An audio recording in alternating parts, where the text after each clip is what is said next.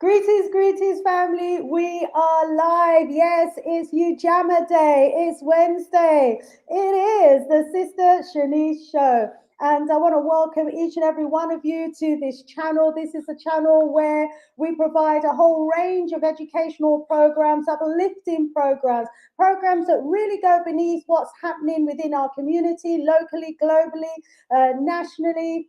We address the issues that many channels do not, because we're not afraid to go there. And we have, as you can see from the image that is alongside me, a very special guest in the house today, none other than our brother Franklyn Jones. He is waiting backstage and just getting ready to come. So I want you all to come through the door really quickly, let everybody know that we are live and direct. Sister Shanice is in the house with our special guest all the way from the United States of America, our brother Franklyn Jones, author of the book, The Black People's Matrix. And if you haven't read this book, you absolutely must, because, it will change your mindset. It will make you aware of the extent to which we are being psychologically programmed.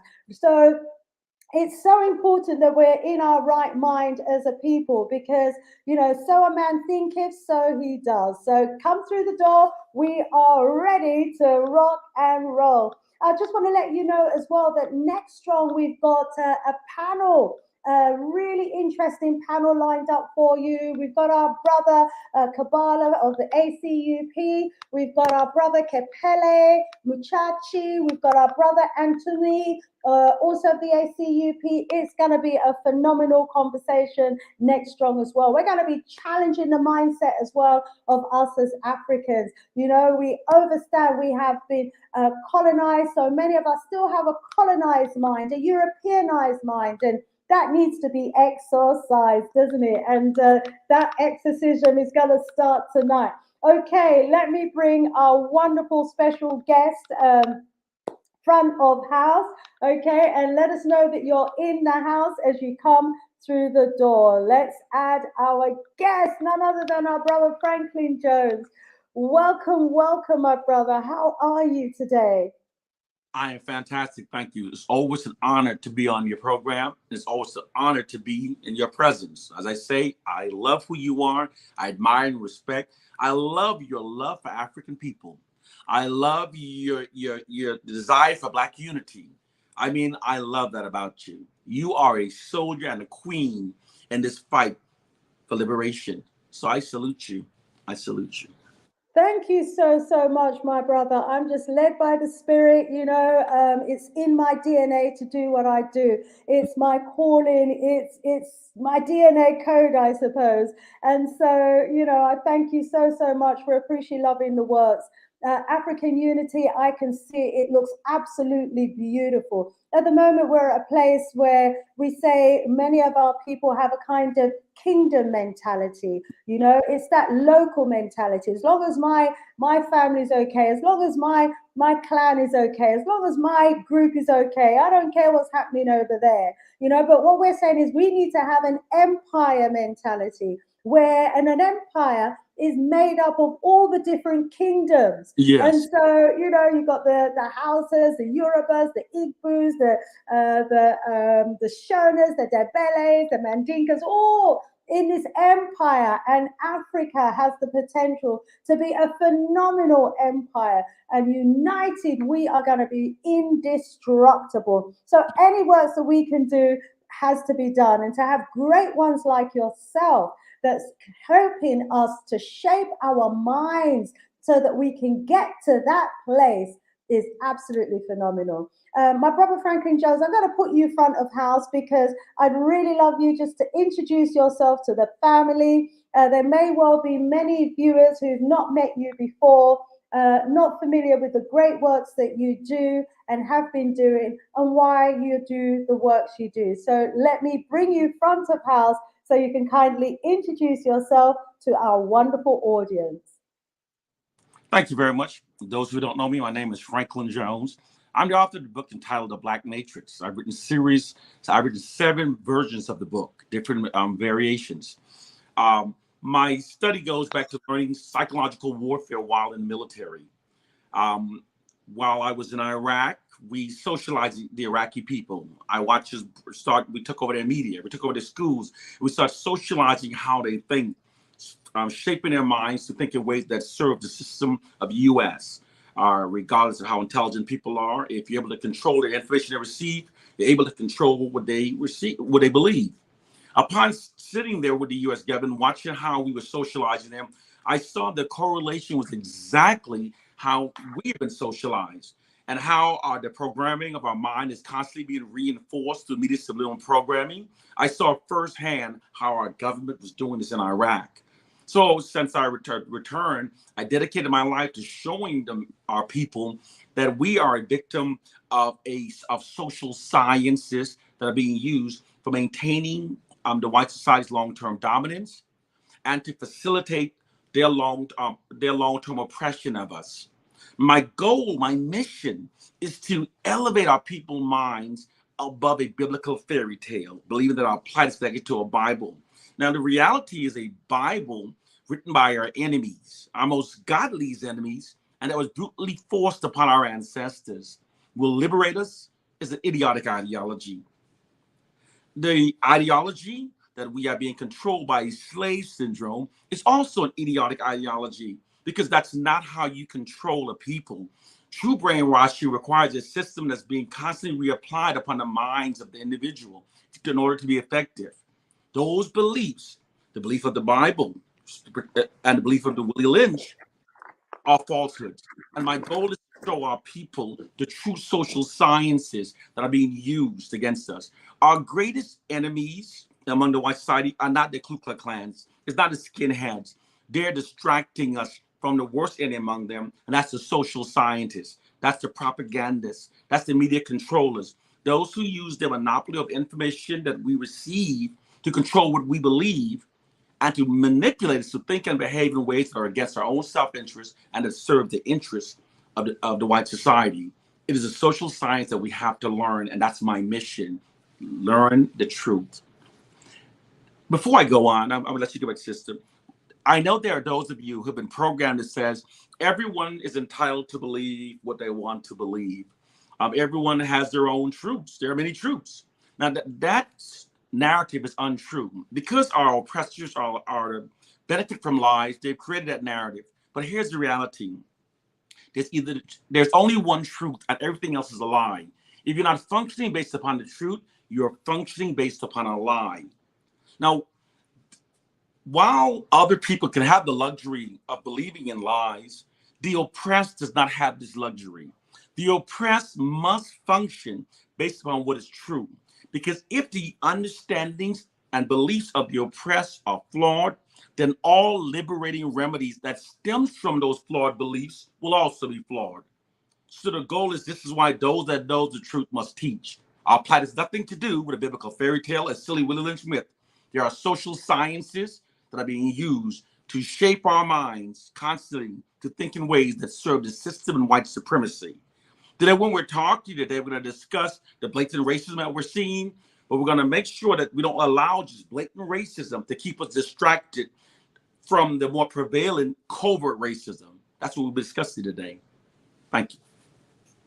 We thank you so, so much. Let's add me back to the screen. If I know how to do this quick enough. Thank you so, so much for that wonderful opening. And, as you said in your opening there, if they control what you see, then they control what you believe. And Exactly. that is just such a powerful, powerful statement there that you made. And so you learned this social science from, when you were in the army in Iraq. The and military. so in the military. So thank you so much for dedicating your life now to teaching us, so that we have an understanding of how this psychological indoctrination actually works and what the impact of it is. Because family, don't we need to liberate our minds? So a man thinketh, so he doeth. If you control a man's thinking, you don't have to worry Exactly. about what he does. And so, we all know that our minds have been indoctrinated, continues to be indoctrinated on a daily basis. And you are going to show us, how that happens. And once we've got the tools, we'll be able to see it when it's happening and recognize it. So I'm really excited about the presentation that you're going to be bringing today. So I I just am want to humble. welcome everybody as they come through the door. Get yourselves ready, because we are ready to launch the presentation with our brother Franklyn Jones. Over to you, Franklyn Jones. You was just about to come in there. My apologies. No need to apologize. I want to say I am humbled by your introduction of me. I am humbled by the accolades you give me, but I don't accept accolades because, like yourself, I am a servant to my ancestors. I am called to tell the truth, and I don't allow ego to ever blow up. No ego here. I'm a servant. I love my people, and I'm told to tell the truth, and I'm telling the truth. Our core problem is when we think of colonized minds, we think in a sense of past tense. We don't recognize as are continuously being brainwashed to serve the system of white supremacy. There are four ways to effectively manipulate the human brain, and that's by what we're taught, by what we see, by what we hear, and through repetition. The white society, therefore, exploits its monopoly over the education we're taught, the media images we see, and the societal narrative that we repetitively hear to shape our minds to think in ways that serves them. Now, before I go into this, I know that we're going to talk at hand because I can go, that's more into how we're being controlled. But I know right now, and I want to give my condolences to what my brothers and sisters across the pond are experiencing. You're experiencing the type of blatant racism we experience here in America. I understand you have a lynching, a body of a brother found by the body of water. One of your activists has received death threats. Can you tell me a little bit about this stuff? Yes, indeed. There's quite a bit of concern at the moment that there could be a rise of extreme right-wing racist activity in the UK at the moment. We're still waiting to, get the real details of what's going on. There was the body of a young man that was found hanging from a tree. Very suspicious circumstances. The police, are trying to suggest that maybe there wasn't anything sinister about it. It could have been suicide. Of course, it may well have been suicide, but anything like that is very reminiscent, is it not, of the lynchings that used to happen in America. And on the same day, I believe it was, there was also another body found in the same woodlands. That one wasn't hanging, but there was another body found. So some very suspicious activity was happening in that park. And there hasn't been any mention, or I've not seen any reports as yet as to, what the cause of death was. There was, I mean, I did see an article where it said two people had been arrested as a result of an incident in one of those, in relation to one of those events. And so this is very concerning. I can pull that up in a little while. And yes, one of our sisters, Sister Shola, who's a doctor, Dr. Shola, who's a lawyer, received a very nasty, threatening letter from an extremist right-wing organization threatening to execute her and her family. And so these things are not taken lightly, because this is how lynching starts, is it not? It starts with one, and then they get away with it. And this is how, extremist right-wing organizations operate. They get away with sending someone a threatening and intimidating letter like that, and then they become emboldened, do they not? And then other people start getting it. There's a TV show that happens in the UK called Loose Woman, and five beautiful black women are the presenters of that TV show.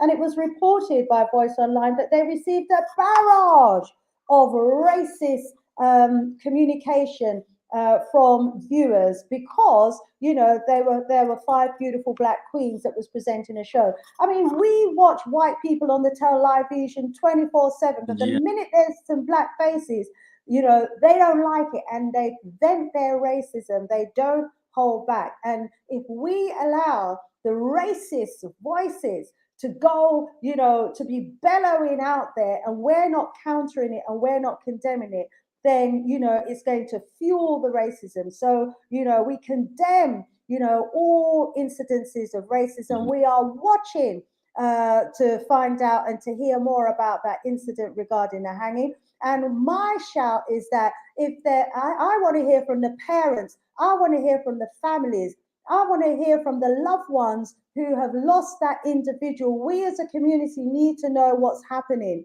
Don't keep it quiet. It's not a shame if your young person has taken their life. Our young people are under some serious, serious pressures.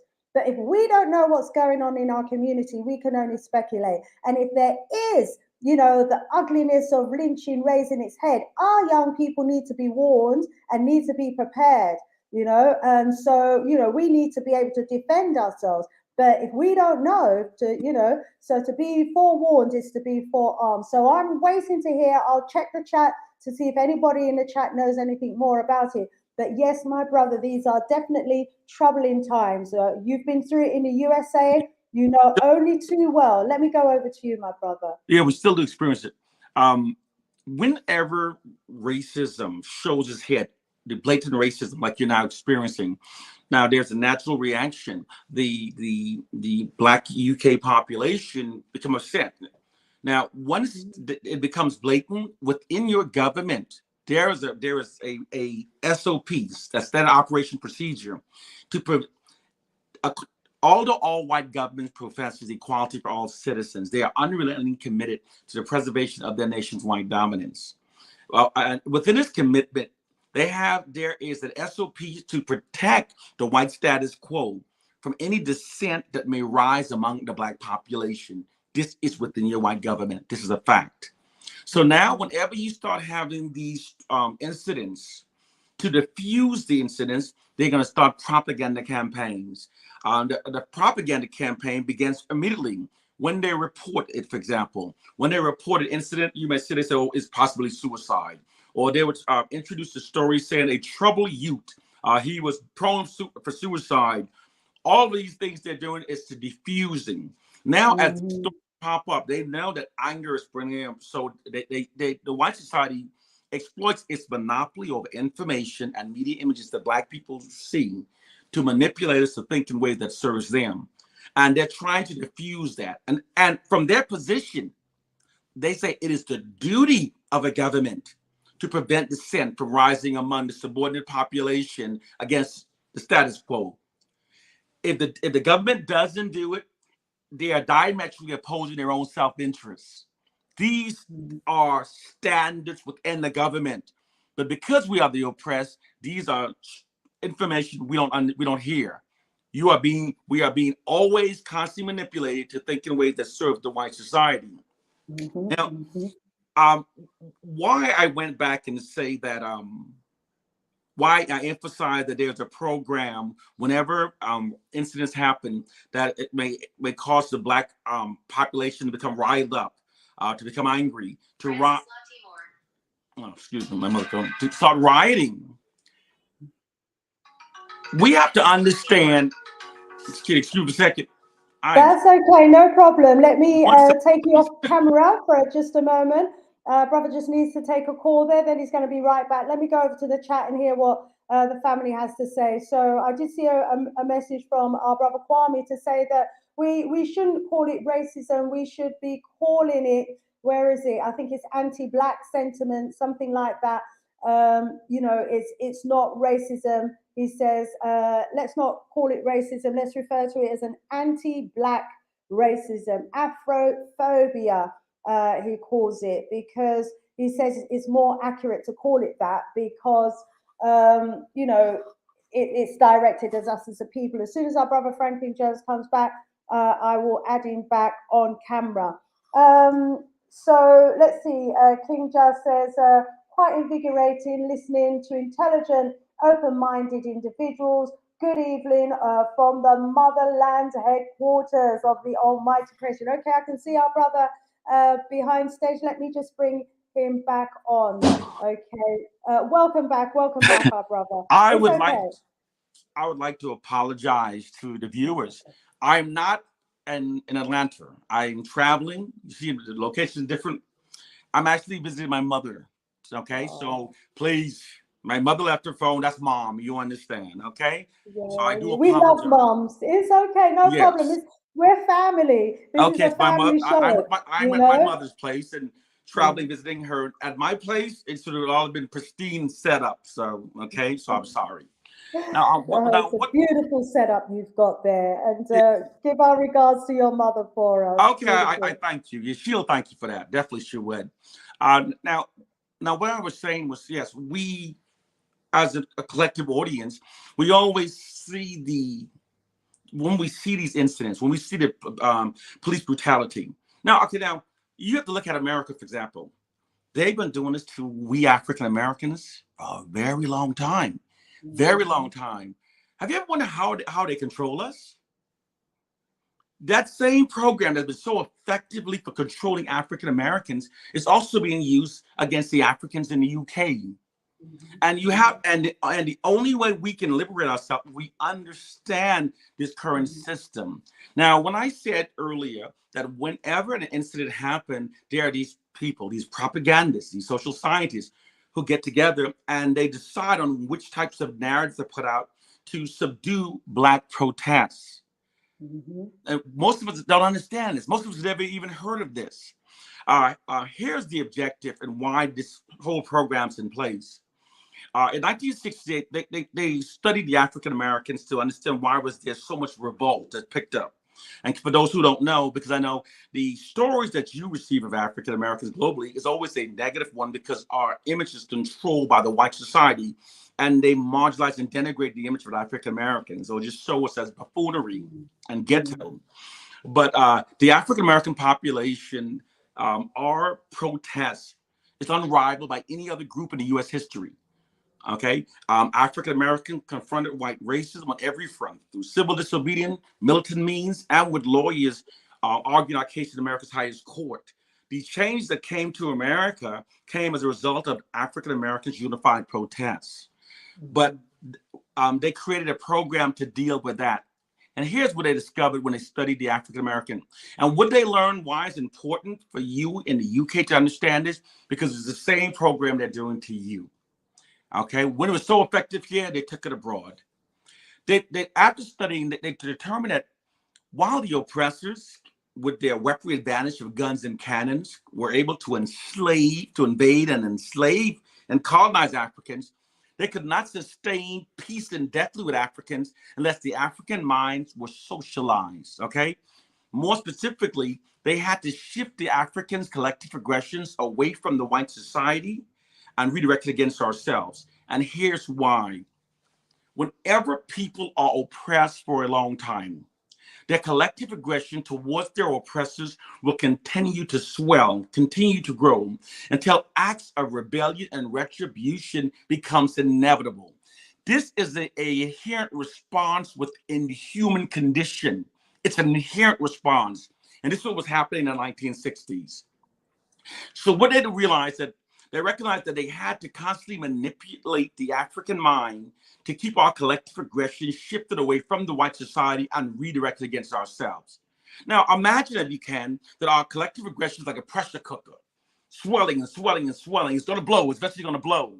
So what they have to do is you have to let that collective aggression go, but they shift it against ourselves.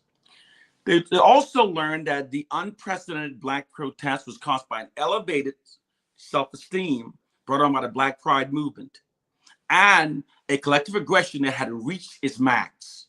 So they developed these programs to constantly keep our collective aggression shifted away from the white society and keep our self-esteem low. By keeping our self-esteem low and keeping our collective aggression shifted away from the white society against ourselves, is how they control us. Now, when I said to you, when you had these incidents of crimes, Black people being killed, Be aware, because once those incidents start happening, your oppressors are putting out propaganda. The white man controls the media in the UK that goes in the home of every African person.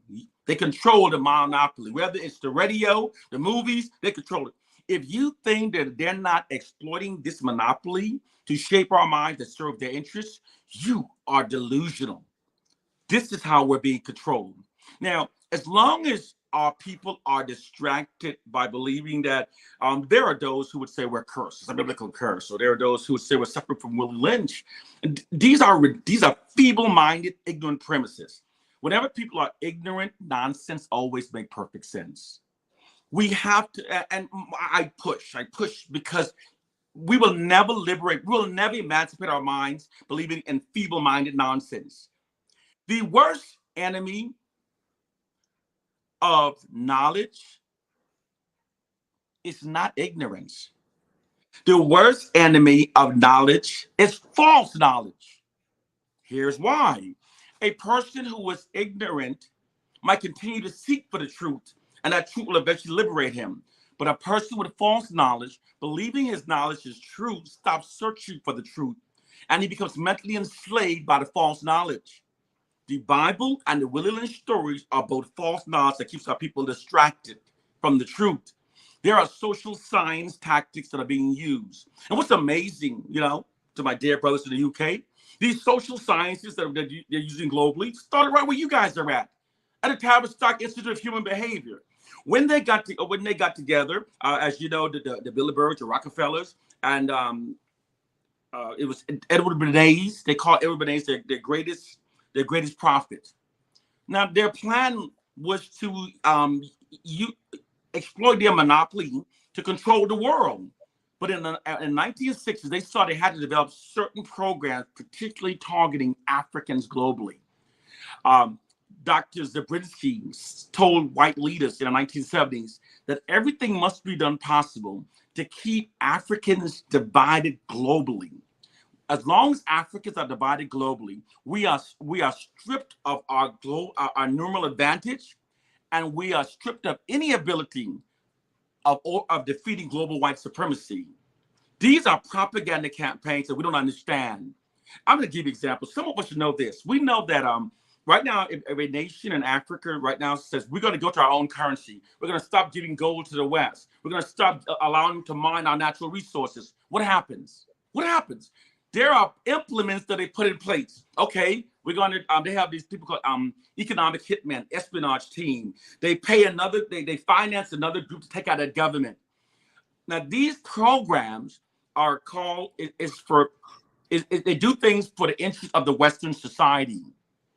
Under protecting national interests, they do anything. And likewise, where they have those implementation for those who try to stop providing natural resources, there are programs that are used for controlling our minds. And that's what I want my people to understand. My people can sit around and say, they hung a brother, they shot the sister, they wrote her a letter. But what keeps them in power is the implementation programs that they deploy against us to prevent us from unifying against them. And the system is so effective. Okay, sometimes we scratch our heads, we ponder, we think something's wrong with us. Right now, if you're a sister, you woke, you're a liberated minded sister. If you spoke out against the white society's racism and those attacks and those dead bodies, there are many Black people who will come and fight against you in defense of the system of white supremacy. Now, rather than just calling them coons, rather than just calling them sellouts, we must learn how their minds have been shaped to think against their own interests. We must learn the tactics of our oppressors and then develop counter strategies to overcome those tactics. But the first step is to learn the tactics, learn the truth of our plight. There are systems in place. Every government there are two elements to the government. One is called the public persona, and the other one is called the shadow government. The shadow government engages in many conspiracies, things that are behind the scenes that you don't know about. And a part of those is maintaining white dominance. There's also an immense fear of massive unified Black retribution that exists amongst those white nations that have grossly exploited Africans for over 500 years. Now, this fear of massive Black retribution, combined with the white society's unrelenting commitment to maintain their dominance, necessitates that they use systems, social sciences, for maintaining their dominance. And they're doing it, they said, under national interests. Keep us believing less about ourselves, keep our minds distracted. Are you familiar with the term gaslighting? Are you familiar with the term gaslighting, for example? Gaslighting, are you familiar with it? Okay, Yes. many people, when they think of From gaslighting, you. okay, From yourself. many people, when they think of gaslighting, they think of an individual relationship where one person is being manipulated for the benefit of another. But gaslighting is also on a global scale where Black people are being manipulated for the benefit of the white society. And most of us don't understand it. Most of us don't even understand them. To understand the truth, to emancipate your minds, you have to learn social science. You have to learn social science. All societies function based upon the narratives that are written, and those who have the power to push forward those narratives. I'll give you an example. Our society functions based upon narratives. We know, if you study the origin of the Jews, the European Jews, you will know they have no connection to the Bible, none whatsoever. You will know that they merely converted to Judaism, none. We know that the story in the Bible is a work of fiction. But because they have the power to create a narrative, they're the Jews, and then impose it upon society, and they get power from people believing the narrative. Another example, because people have to understand the science. Public perceptions are not shaped based upon facts nor reality. It functions based upon the prevailing narratives. So the white man creates false narrative that empowers himself and imposes. Now, I'm going to give you an example of how this technique was used to denigrate women, to make women appear as inherently inferior to men. Watch. Here are the facts. Every man comes from the womb of a woman. His life comes through a woman. That's right. But they created the narrative that the first woman came from the rib of a man, at the request of a man, to support a man. And that narrative was used throughout religions and all over to subjugate a woman. You are here at my bequest. You are here at my request. You are beneath me. Now, even though the narrative is totally bullshit, people believe the narrative, and don't they use that narrative to subjugate women? They tell women that you are inferior. God made you after us. God made man first. And because people believe the narrative, they function based upon it. People do not function based upon facts or reality. They function based upon the prevailing narrative. Therefore, those who control the narrative control public perception, controls the minds of the masses. The white society creates false narrative that exalts themselves and marginalizes Black people, and then imposes those false narratives on society, and then we function based upon those false narratives. An example we all know. There are many Africans globally who walk around thinking that we have no history. We have no significant history. This was done to make us feel grateful to the white man for enslaving us. We said, you removed us from the darkness. If it wasn't, but here's the reality. The white man takes narratives, I said before, distorted facts, and imposes it upon us. Now, the practice is known as Orwellian propaganda. Now, the reason why the white man distorts facts is more than just racism. He creates lies that benefits themselves. And here's why. According to a social scientist, in order for a dominant group to maintain their position of dominance, the narratives that are fed into a society must always exalt the dominant group.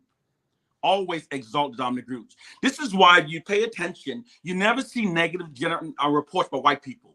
In your place, you may see you'll see the brown, negative for the brown, negative by the yellows, negative for the blacks, but you will never see negative about the whites. Because social science says putting out negative narratives about the white society undermines their position of dominance. That's why you never see it. Our minds are shaped by people we don't even understand. And that's why I get upset when people think it's Willie Lynch. No. So for the fact that we keep getting narratives that exalts whites, this does something to us, okay? This instills a value system into our minds that makes us more compliant with white dominance over our lives. And the system is so effective that in many cases, it causes Black people to even prefer it. Now, here's another reason why social science said this is necessary. Um, Humans, according to social scientists, are inherently tribal.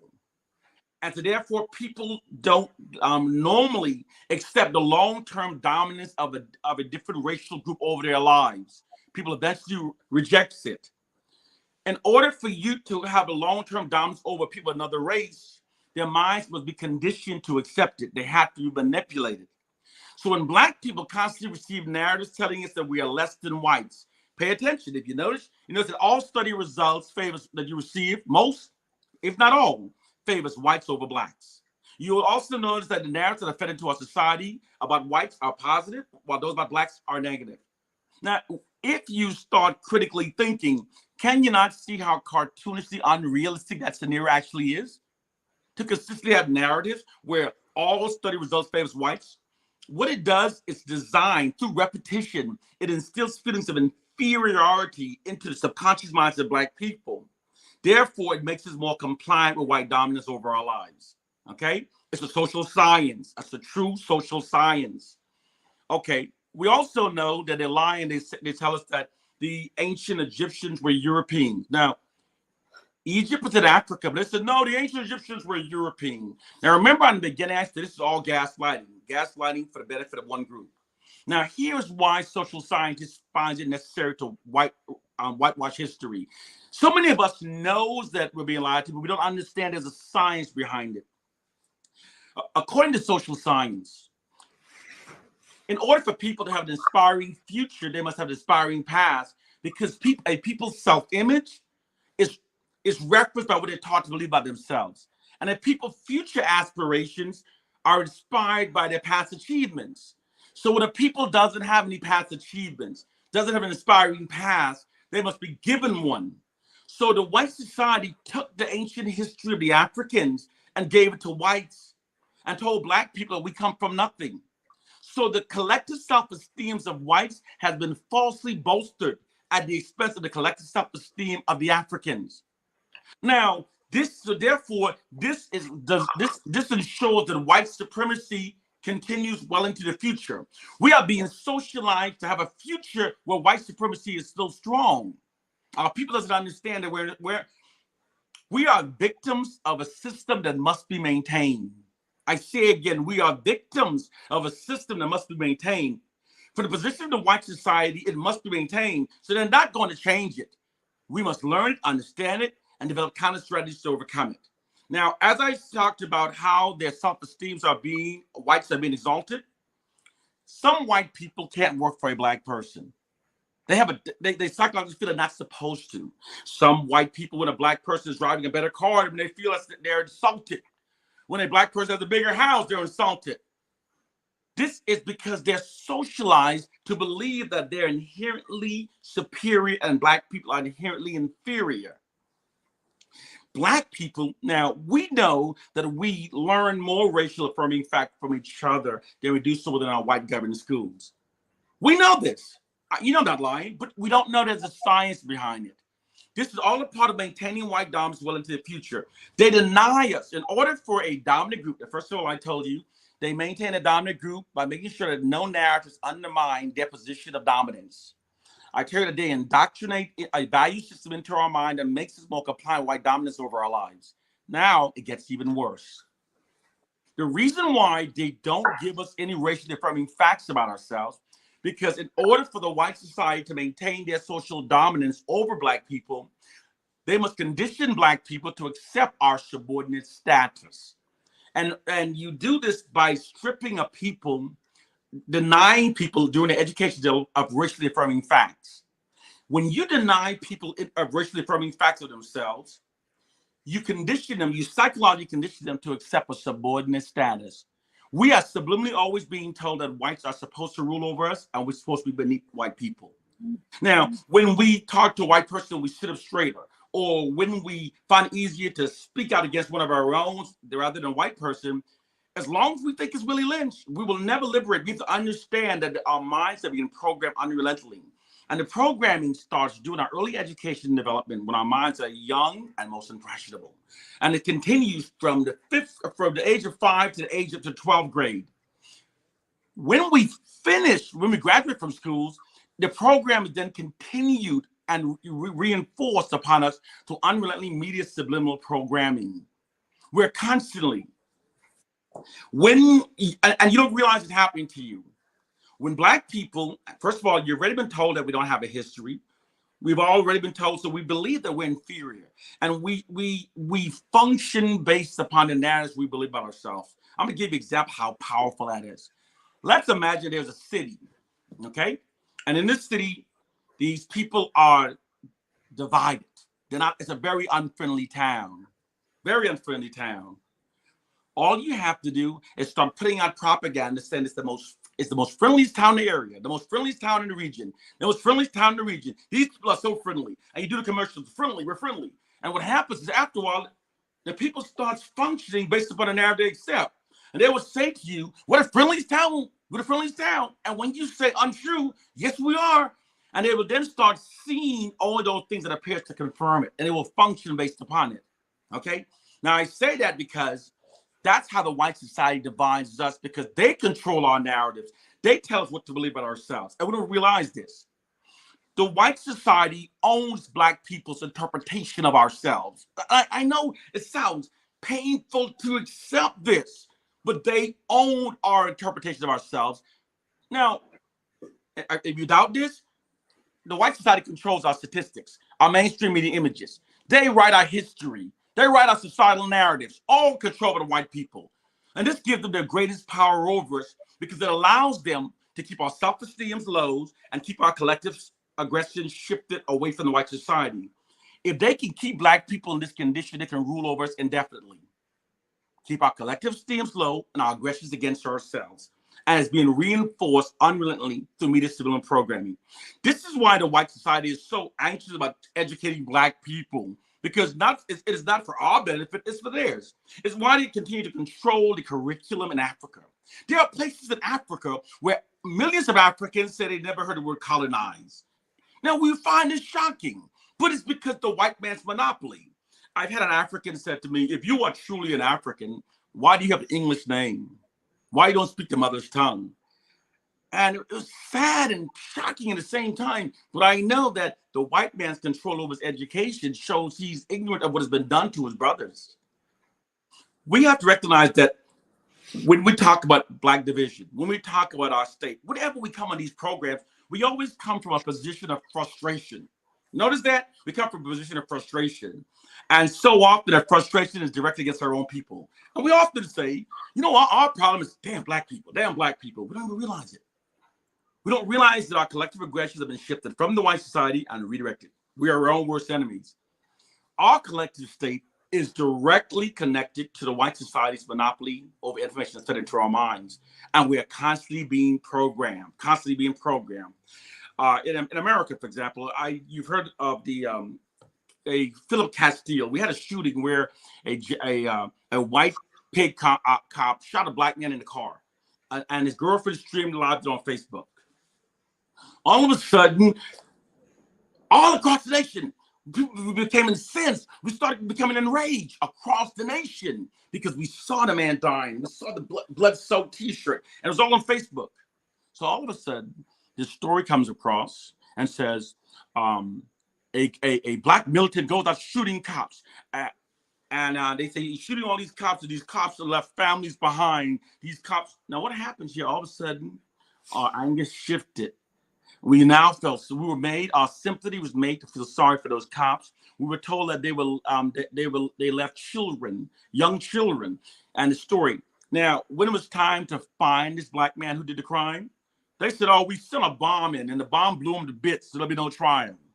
Now, in the history of America, have you ever heard them use a bomb to go after a man, blow him to bits, no trial or nothing? And that's the story they gave us. Now, here's the reality. The story was effective. The story was used to bring down our anger when we saw Castile's body on the news. And it shifted our collective aggression. First of all, it made us feel sympathy. The media tells us who to hate, what to like, what to fear, who are the good guys, what's the bad guys. And it tells us who to direct our sympathy. And the media is controlled by the white society. Now, when they have that monopoly over information, the only way we can liberate ourselves is by educating our people. Because once we educate ourselves, once we understand what's happening, it's how we start to resist it. We will start to watch them when we watch their movies, when we watch their TVs, we will watch it from a defensive stance.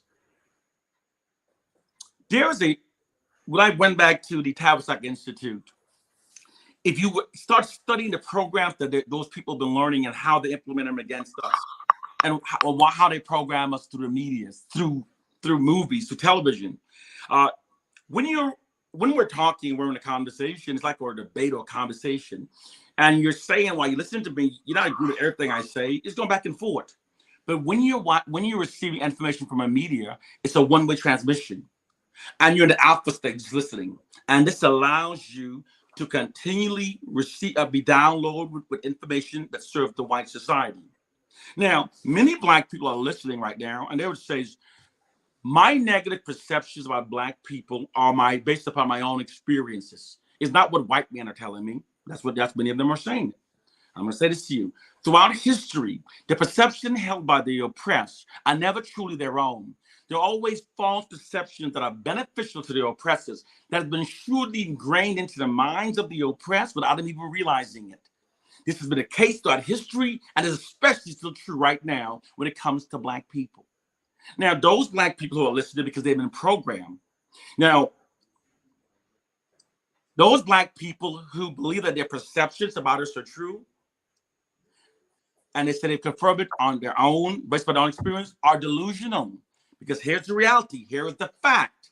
It's not humanly possible to assess the state of millions of people based upon an individual experience.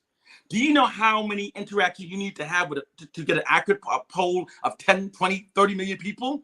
You can't experience that in your lifetime. Our negative perceptions of ourselves were deliberately indoctrinated into our minds by the white society who tells us what to believe about ourselves. They control.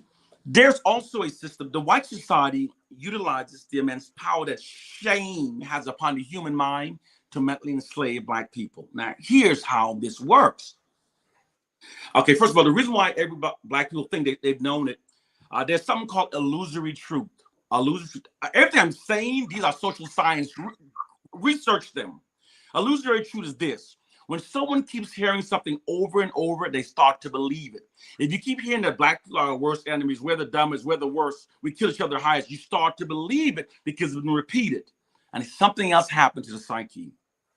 Once something has been successfully embedded into the human mind, you then only notices those incidents that appears to confirm it. And then you will insist that you see it with your own eyes that is true, although you have not. The white society has developed a really sophisticated thing we have to understand. We have to learn it. This is why many Black women insist in the U.S. that most Black men are running in droves to marry white women. And they insist it is true. I've seen it with my own eyes. You men, y'all leaving us. But when the U.S. Census was done, we found that 86.5% of African-American men are married to Black women. Only 7% are married to white women. 94% of Black women are married to Black men. Only 4% are married to white men. But you see how the media shapes, and these people, they'll now fight you. No, but here's how the programming also works. First of all, they're already programmers, socializers beginning when our minds are young and impressionable. Then it continues all the way till we graduate from the 12th grade, okay? Now, when we're watching television, there's something they call humiliation. You can penetrate someone's mind through humiliation, power of shame, humiliation. Now, when Black people are sitting there watching television, and all of the reports we're seeing is positive about whites and negative about Blacks, positive about, all of a sudden we embarrass. We get frustrated and we say, damn, why we can't get our act together? Man, why are people so damn effed up? Man, why are we always on a losing team? What shit? We get upset, we get frustrated, get humiliated. And then you start, and one of my coworkers seeing this, my white coworkers seeing this. Oh my, and then now we become to believe that we are there's something lesser about us, and we function based upon those false narratives. Then some of us say, I need to show white people that we're not all the same. I'm going to make it my personal duty to show white people that we're not all bad. And this is how we now, there's something called disidentification. This is in the most extreme cases. This is where black people no longer want to associate with other blacks. They say they want to. They say I can't stand. I can't stand black people. I want to marry a white man. I marry a white man. They want to disassociate themselves from that group because it makes it easier to cope with the pain, the humiliation, to say I'm not black. Everything is a social science, and we have to understand how this works. Even, for example, throughout the diaspora, you would see African around the world says, "Oh, I'm not." They're in shame of their African heritage. They're ashamed. And now we agree, many Africans are ashamed of their African heritage. Now earlier I said to you, our minds are shaped like the way the white society wants it to be shaped. Black people's negative view of Africans is a result of also the propaganda campaign. Now, what you understand, I'm going to go back a little bit. There's something called a perception management system. A perception management system is when you take control of information and you alter what a targeted population believes in ways that benefits the dominant society. Black people are walking around with beliefs that benefits the white society, and we've been brainwashed not to recognize that it's because of the white society. Our minds have been socialized, okay? You have to understand the science. It's a true science. Okay, say it again, so you just coming on. Socialized is when the dominant culture exploits their monopoly over information that's fed into the minds of the subordinate population to manipulate them to think and behave in ways that are against their own self-interest and in ways that serve the interests of the dominant culture. Socialized. It is the duty of the white society to protect his status quo by socializing black people. If the white society did not socialize black people, they'd be diametrically opposing their own self-interests. Okay? These are the facts. These are the reality. No myth, no fairy tale, no willingness, no nothing. Now, let's go back. Now, I was talking about, we do recognize that many Africans walk around saying, "Oh, I'm not African. I'm not African. I'm not African. Oh, this is bad hair. She's got good hair. That's a white hair." Now, we see this and we kind of normalize it. But it's nothing normal. Our minds have been shaped to think in ways that benefit the white society. Now, here's why we have such negative views of Africa. Now, this is something you all know. A film crew from the West will fly into Africa, land in one of these big, beautiful cities, stay in these big 5-star hotels, then take their camera crew and go to the poorest, most primitive part of Africa and film it and show it around the world. This is a part of a perception management system that's designed to shape our minds that services of white supremacy. You have to understand the science. And it's happening every day. We're still clueless. They fly into Africa, they're staying in the 5-star hotels, eating the best restaurants, doing the caviar, and it says, "Where's the poorest part of Africa?" And they jumped in a vehicle and they have a tour guide, and he takes them out 4 hours out into the most primitive, poorest part of Africa and said, "This is Africa." Now, here's how they benefit the system of white supremacy. By negatively distorting how we Africans throughout the diaspora see Africa, it again uses the power of shame to mentally enslave us. When we see Africa look like terrible dirt, mud, and flies, here's what happens. We say, you know what? Slavery benefited us. So actually, instead of having the accurate perception we should have with the white man, we feel indebted to him. So we said slavery ultimately benefited us. So it makes us ignore the fact of the torturing, the raping, the killing, the exploiting of our land, because our minds have been conditioned to feel indebted to the white society. Because you brought us away from the backwoodsness of Africa. Thank you, white man. And that's why keeping Africa negatively depicted, it makes Africans throughout the diaspora sees the slavery. You go across throughout the diaspora where Africans have been spread, whether it's Canada, whether it's the Caribbean, whether it's all over. And you ask them, where would you like to go on a vacation? Europe. I want to see Spain. I want to see Paris. I mean, I want to go to London. I want to go to Germany. Africa, hell no. And you say, "I'm moving to Africa." The Africans throughout the diaspora say, "This man's crazy. Who the hell wants to live in Africa?" But he doesn't recognize that his mind has been socialized to think in ways, I guess, are against his interests. By turning the African mind against Africa, it makes him feel indebted to the white man. Oh, I thank you for enslaving my ancestors. Our minds have been turned upside down. As I said before, regardless of how intelligent a person is, it was possible to control it. Information he receives is able to control what he believes. The white society exploits its monopoly of information that we receive to shape our minds to think in ways that benefit themselves. And this is why many Africans, many throughout the diaspora, don't want to have anything to do with Africa. And here's how it also benefits the white society.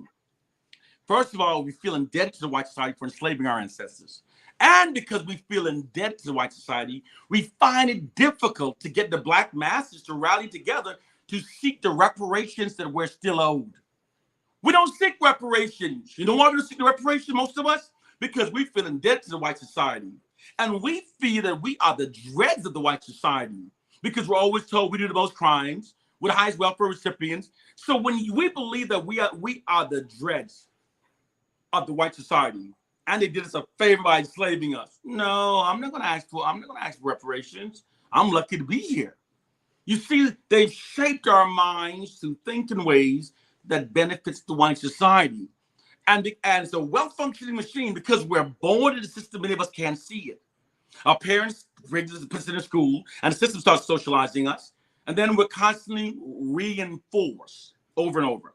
Now, I want to show those who are still listening, and start Willie Lynch. I'm going to show you it's not Willie Lynch. If Willie Lynch is what prevents black people from unifying, then how then is it possible that during the 1960s, African Americans put together the most unified black protests in history in America?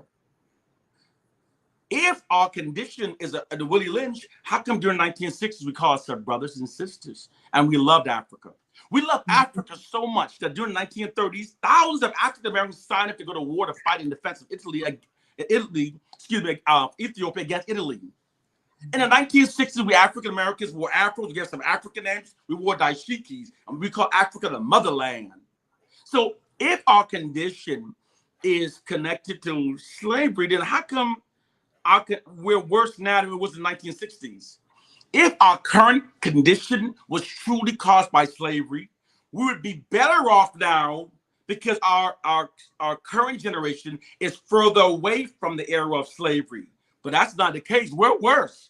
We went from calling ourselves brothers and sisters to calling ourselves niggas and bitches. We went from loving Africa to being embarrassed of Africa. So therefore, you cannot say it's connected to a slave trade. It's not. I say again, if our condition was connected with slavery, it would have lessened as we move further away from slavery. You understand, okay? The fact that our condition is worse now than it was in the 1960s. African Americans went from putting together the most unified protest in history to now being the most divided group in America. We went from collectively accepting the white society was our worst enemies to now believing we are our worst enemies. Now, I say again, if we're worse now, how can it be a slave syndrome? Think! It's an ideological subversion program. An ideological subversion program changed what people believe. It changed what people believe in ways that are against their interests. The white society exploits its monopoly over information to change our beliefs in ways that benefit themselves. Example, like I said, when they invaded Africa. Now, Africans, then they invaded Africa, then stole Africa's wealth. Then they told us that we were nothing. We come from nothing. We was uneducated, and they civilized us. So therefore, now we are thinking in ways that benefits themselves. In America, we would hear people say, "Oh, I'm glad I'm in Africa. If I wasn't in Africa, I wouldn't have Jesus." We are thinking in ways that serve the white society, and we've normalized it. We've normalized it. And our problem is that the ignorant ones are overconfident, and the intelligent ones are filled with doubt. And this allows the beliefs of the ignorant ones to prevail throughout our community, mentally enslaving the masses. But we must speak.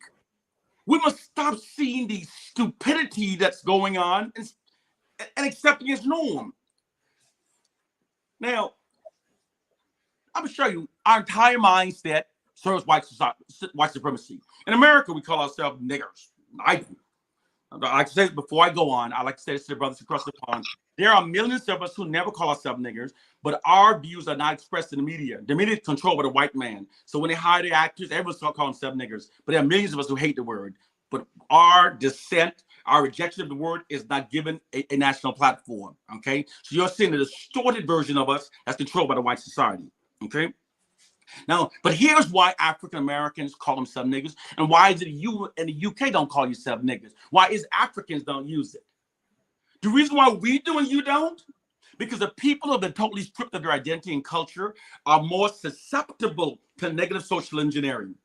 African Americans, we've been stripped of our language, our culture, and everything. When I meet a Nigerian, the Nigerian has a history. He is lineage. It's more difficult to socialize him to believe he's a nigger. Now, when they socialize to believe we're niggers, it serves the system of white supremacy. That those who are ignorant, they're saying that we made it our own word. It now empowers us. That's total bullshit. Excuse my friends. It's wrong. It's untrue. The white society socialized African Americans to call themselves niggers because in order to subdue a people, in order to oppress people, you must subdue their alpha males. The alpha males are those possessing the warrior spirits. These are the ones who are conditioned to defend their communities. Words have power over their subconscious minds. We become what we call ourselves, okay? This is why a woman who proclaims herself being a bitch becomes stubbornly unreasonable. It's why a man who says he's a thug is more likely to engage in the fight than to avoid one. When black people are made to believe that they're niggers, this conditions us to perceive ourselves through a subordinate identity that makes us less likely to defend our communities. We are being controlled and our people are clueless of the reality, okay? Also, calling ourselves niggers separates us from our connection to Africa. When we are stripped from our connection to Africa, we are stripped of our cultural wealth of Africa. So now we in America are weaker for it. We are a weaker people for it. Now, we in America, the minds of millions of African Americans have been so turned upside down that millions become enraged when called an African, but smile when called a nigger. And it's been normalized. It's been normalized. Oh, we made the word ours because they've heard it so much. We are being socialized to think in ways that serve the system of white supremacy. Black ignorance is the oppressor's greatest power. And our ignorant ones are ignorant of their own ignorance. There are social science and our minds are being manipulated. We're being controlled. This is how the white society protects its white dominance. Now, earlier, remember I said society functions based upon the narratives, okay? Those who control the narrative control public perception. The white man writes distorted narratives that benefits themselves and impose it upon society. The society then functions based upon those distorted narratives rather than what's real. This is the real matrix. The real matrix is what you see in the movie, the science fiction, and the pod. It's the social science that the mind makes real. That's why you have to learn social science to escape the matrix. Okay? I will give you an example again. Remember I said, our society doesn't function based upon facts. Our society doesn't function based upon reality. It functions based upon perception of reality. So the white society creates the perception of white superiority and black inferiority. This creates and sustains false assumptions within society that aids in maintaining their white social dominance. And why is this? I'll give an example. Millions of African Americans walk around, this is a fact, believing that there's something inherently wrong with us, that we can't do much. We're lesser. After the white society destroyed many African towns. After slavery, we built all these towns on our own. When they destroyed those towns, as you know, they dropped a bomb on Tulsa, Oklahoma. Even in New York City, Grand Central State Park was an African settlement, African American settlement. Now, after destroying, the worst thing they did to African Americans was not destroying those towns. That was not the worst thing they did. The worst thing they did to African Americans was after destroying those towns, to socialize our minds to believe that we don't have the capacity to build towns ourselves. That's what they did to us. They just removed those towns, removed from the history books. So now many of us are walking around believing that we don't have the capacity. And what did they show? They showed the basketball players. They give us a perception of ourselves because they control our image that aids in maintaining their dominance. Okay, now welcome to the real world. After slavery was abolished in America, in less than 75 years following slavery, African Americans submitted 726 patents to the U.S. Patent Office. So the government know they're amazing what was going on. This more than doubled the number that was submitted by whites. More than doubled. And this is although African Americans never received reparation. This is also African Americans were enslaved where they were denied education. But yet they were lapsing the white society. When African Americans started building their own schools, Black illiteracy was higher among many whites than it was among blacks. We were rebuilding. Now, the white society, the white social science says if this trend continues, it would erode the white society's social dominance. Something had to be done. Now, the white society says, now, first of all, the white society benefits from the inventions of Black people, but they don't want to lose their dominance, their social dominance. So they created this perception management system, which is connected to an ideological subversion system, where they distort facts to exalt themselves and marginalize Black people. And instead of functioning based upon the real world, we are functioning based upon the false world that exalt whites and marginalize Black people. And that's the real matrix. The matrix is just social science. A society functions based upon a narrative of fetish society. The white society distorts those narratives to exalt themselves and marginalize Black people and impose them upon society. The society then functions based upon those false narratives rather than the reality. I'll give you an example of how it works. Right now, there are many who are watching, and they would say this. They would say, and I've said this before, and I say it again, I have many times, I'll say it. They say that whenever you turn the light bulb on, ching, and your subconscious mind, you're thanking a white man for this. The technology of the white man brought us from darkness to white man. Because why? Because we function based on a narrative. And the narrative at its core is that Thomas Edison invented our light bulb. So the white man, like I said earlier, the self-esteem of white people has been falsely bolstered at the expense of the collective self-esteem of Black people. And it creates assumptions in the society that aids in maintaining white dominance. It's a social science, but it's not a reality. Now, here's how the white society distorts facts. It's just that simple. Now, some of you have been going around saying, oh, Louis Vladimir, he advanced on the light bulb. He developed a filament and he advanced on the light bulb. And even you don't even know, even that narrative diminishes Louis Vladimir. Here is the fact, the reality. Louis Vladimir was working on a light bulb simultaneously while Thomas Edison was working on his light bulb. Thomas Edison in Russia got his light bulb patent before Louis Vladimir. Okay, so he did get it patented. But check this out. Here are the facts. Research this. When he patented it, no companies purchased it. No one mass produced it. Why? Because it wasn't deemed efficient enough. It lit very dimly. It lasted only a few minutes. The light bulb that was purchased, mass produced, and it's invented, dispatched around the world to oversee its installation was a Black man named Louis Vladimir.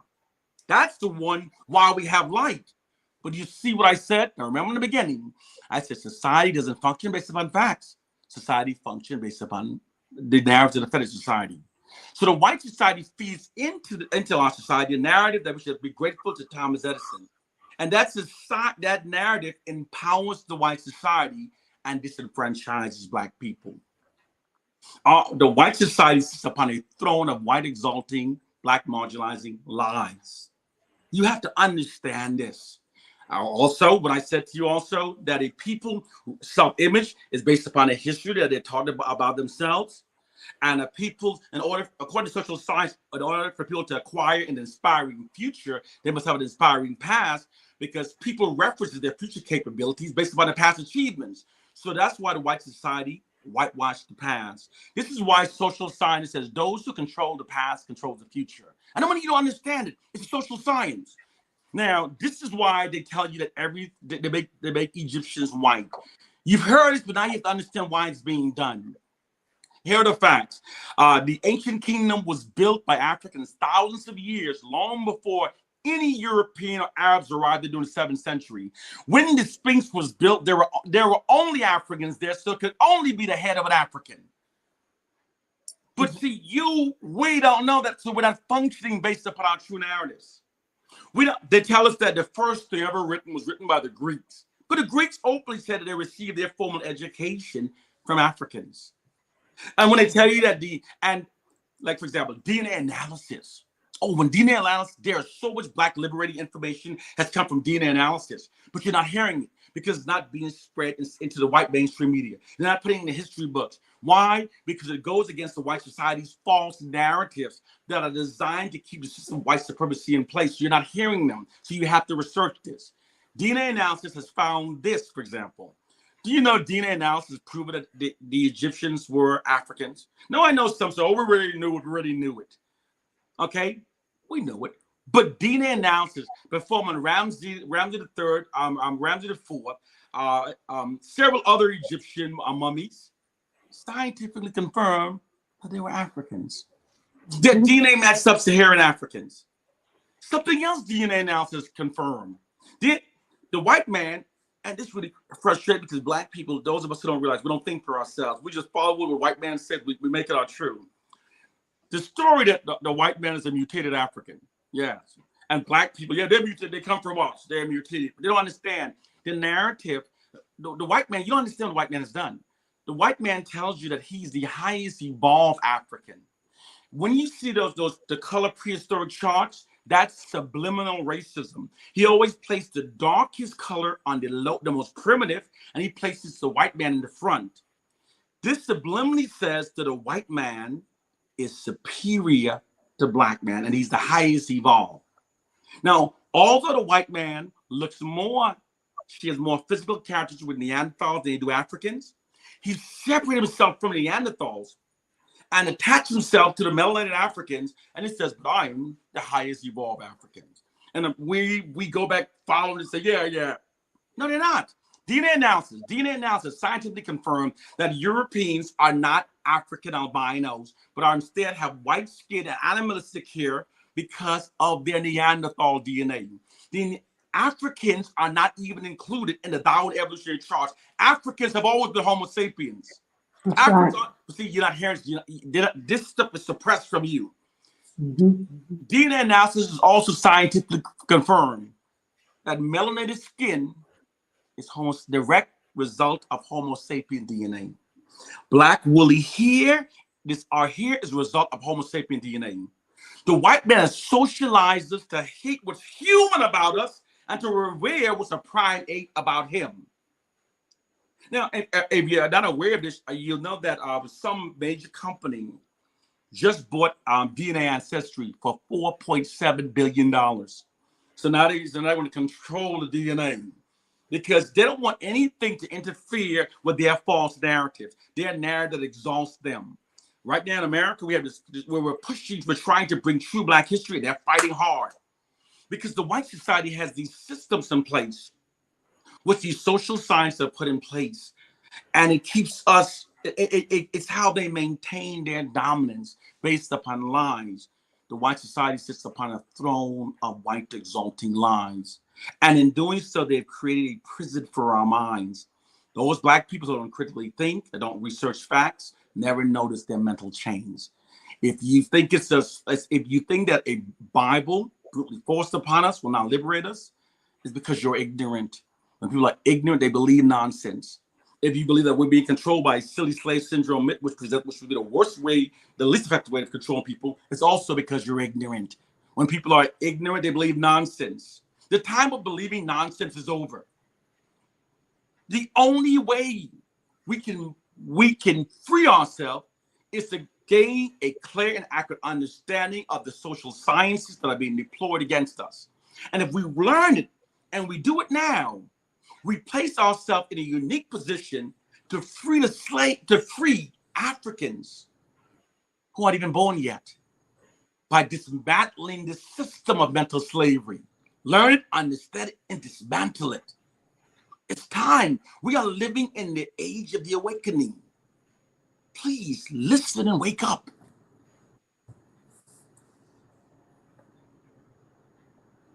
You wanted to say something? I know I kept going, so I wanted to say I Oh, apologize. no, we're just glued to you and hearing everything that you're having to tell us. Let me just move some of these banners out the way and bring you back in front. All I can say is the learning has just been phenomenal.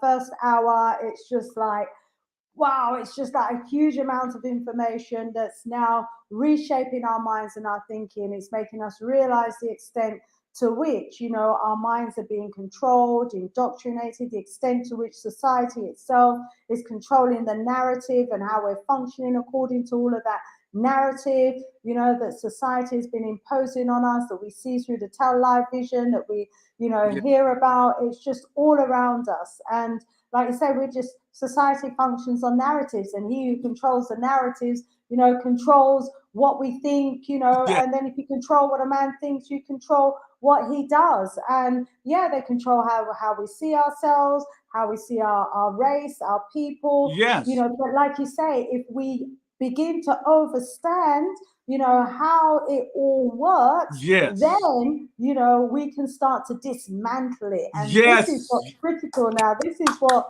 is Yes. this is where we've got to get to in our Yes. journey, because like you say, and we're the majority population, and we're being ruled and controlled by these minority descendants of Neanderthals whom we taught. And so we're in a situation where these miners are now our teachers, these subhumans who don't have the level of intelligence that our ancestors had, so much so that they were able to build the pyramids, so much so, they were able to calculate the speed of light. We've been learning on one of our sessions, calculate the speed of light, the distance from the planet to the moon, the distance from the planet to the sun.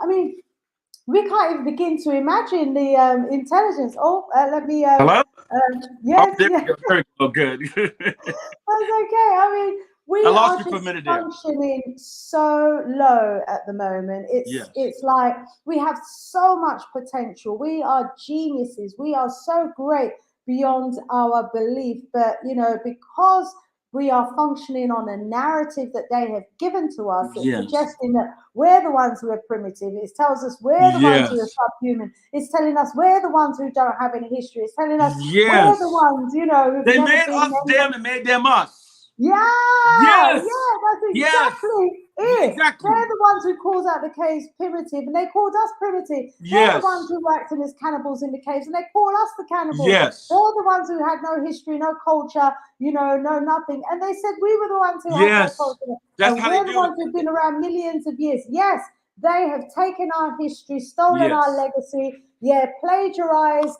all of our inventions, everything that we've created, they've claimed it for themselves. And like you said, we've got to see what's happened and begin to understand it, dismantle it, and tear it apart. And then maybe we'll be able to start restoring ourselves to who we really are as a people. 100%. So many of our people, I want my people to move away from myths and fairy tales. The U.S. government spends millions of dollars every year, and the numbers now into the billions on psyops, okay, psychological operations. Billions of dollars they've spent. If it didn't work, they wouldn't put billions of dollars into it. Militaries have war school, war colleges all around teaching you how to control the minds. When I was in Iraq, I was an infantry soldier. I was a staff sergeant. Now, I was a combat soldier. Once we got into Iraq and we secured the area, all of a sudden these battalions come in with psyops on the side of their vehicles. Psyops, psyops. So I spoke to one of the commanders. I said, "Why are you here?" I said, "I know why we're here."